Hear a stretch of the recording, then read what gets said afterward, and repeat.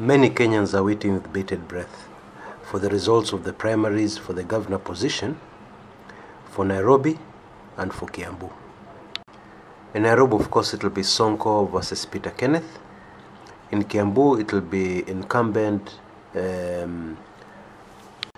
Kabogo versus the man they call Babayao, or Ferdinand Waititu.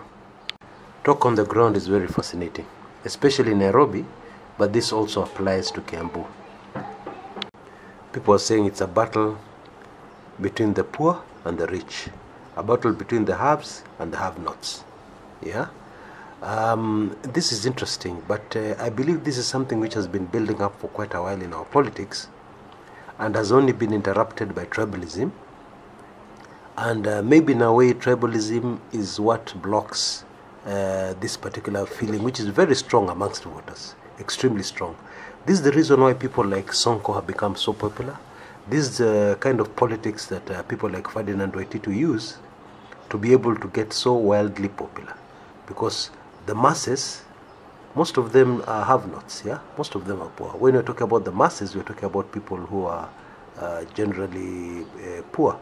People are generally struggling in life, which is the majority of us, And when you're talking about the rich, are the people who have, the people who can self-finance big campaigns, the people who have literally money coming out of the ears.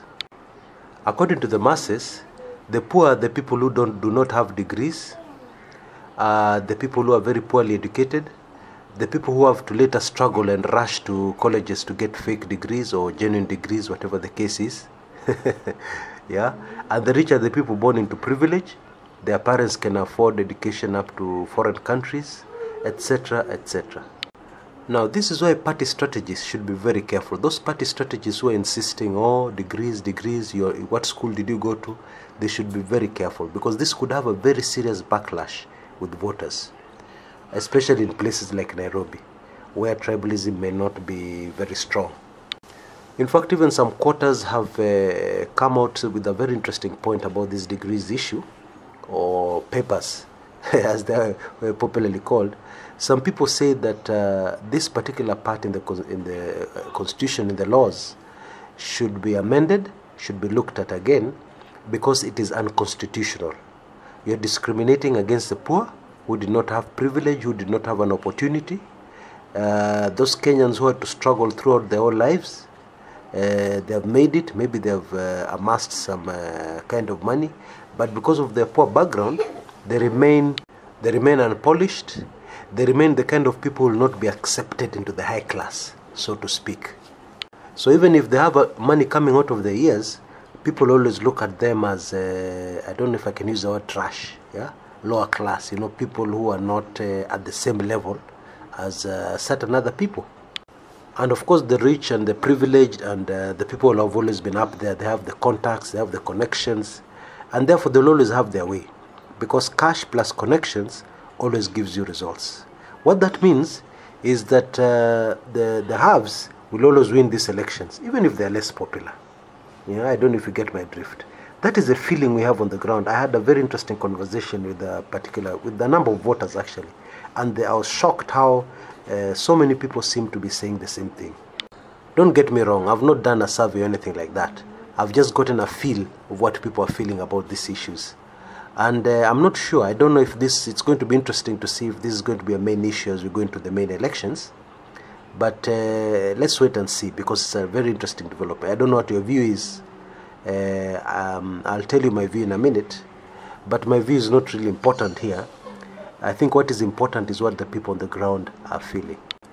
My view is that one has to be very careful about what the masses are feeling, because what the masses are feeling is what translates into votes. That's my view on this issue. Anyway, just to conclude, if what I'm talking about is not rubbish, if what I'm talking about has some semblance of truth, then what we should expect is that in Nairobi, Peter Kenneth will win. And in Kiambu, the incumbent will sail through. And what will happen is that the have-nots will continue struggling with their candidate, causing violence, complaining, not being heard of, being rigged out all the time.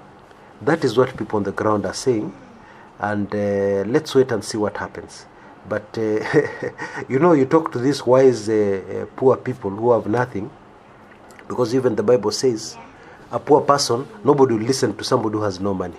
Yeah, but then a rich man, people not only listen to them, but they laugh at their jokes, even the jokes which are not funny. But poor people, well, poor people are never funny. Yeah. Anyway, let's wait and see how those two turn out. But that is what is on the ground. If I've offended anybody, or if anybody feels very strongly about this, I'm sorry. But I'm just analyzing. This is politics. I'm analyzing exactly what is on the ground. This is Chris Kumakucha. Have a great day.